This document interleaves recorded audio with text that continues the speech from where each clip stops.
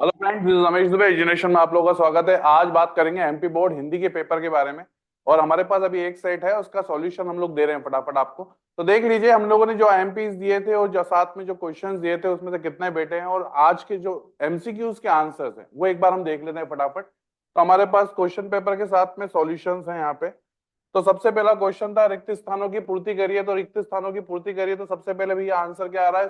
रामचरितमानस महाकाव्य की भाषा अवधी है। क्या पूछा गया है कि कौन सी भाषा है? अवधी भाषा है। तो पहले का आंसर आपका अवधी भाषा। समासवाची बेसिकली को आधा तुतमा बुलाया जाता है। आधा तुतमा इसका आंसर है। दुनिया की सबसे हंसमुख और रंगीन भाषा फ्रेंच है। भारतेंदु पाद बेसिकली महादेवी वर्मा की रचनाओं में से संकलित है। तो रचनाओं में से आएगा। स्थायी भाव को प्रकट करने वाला काव्य को आश्रय कहते हैं। क्या कहते हैं? आश्रय कहते हैं। लेखक आनंद यादव का पूरा नाम आनंद रतन यादव है। क्या है पूरा नाम? आनंद रतन यादव। इसका ये उत्तर है। दूसरा क्वेश्चन है आपका, निम्नलिखित वाक्यों में से सत्य असत्य के चयन कर लिखिए। चलिए, सत्य और असत्य का आंसर देखते हैं। प्रसाद गुण सभी काव्य में पाया जाता है। सत्य। किसी विषय में बोले जाने वाले शब्द श्रुति परक शब्द कहलाते हैं। सत्य। नाउ रस के भेदों का उल्लेख नाट्य शास्त्र में बेसिकली पहली बार मिलता है। सत्य। भावना प्रधान रचना में प्रसाद गुण अधिक पाया जाता है। सत्य। देन वी हैव नाटक में प्रवेशांक होते हैं, लेकिन राह का कथनक बेसिकली नहीं होता है। सत्य। रेडियो नाटक एक दृश्य माध्यम है। असत्य।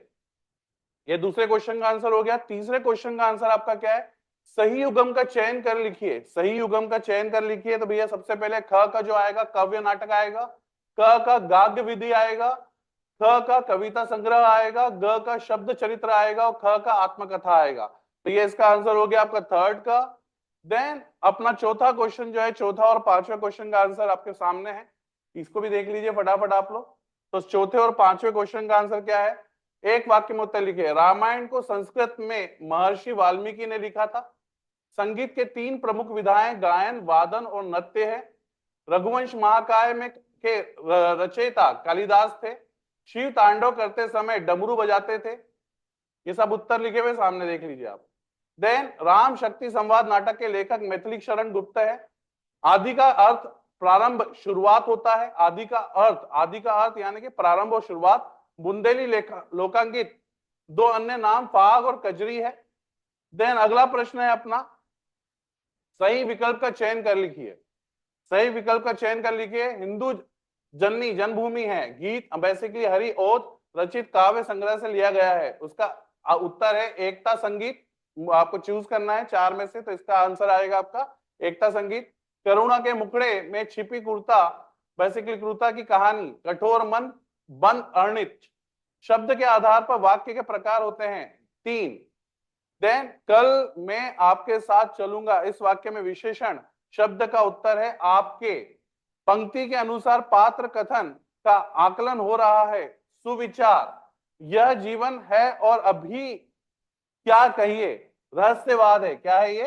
रहस्यवाद। तो चौपहिया आपका छठे का आंसर है रहस्यवाद। ये सारे क्वेश्चंस के आंसर मैंने आपको दे दिए हैं।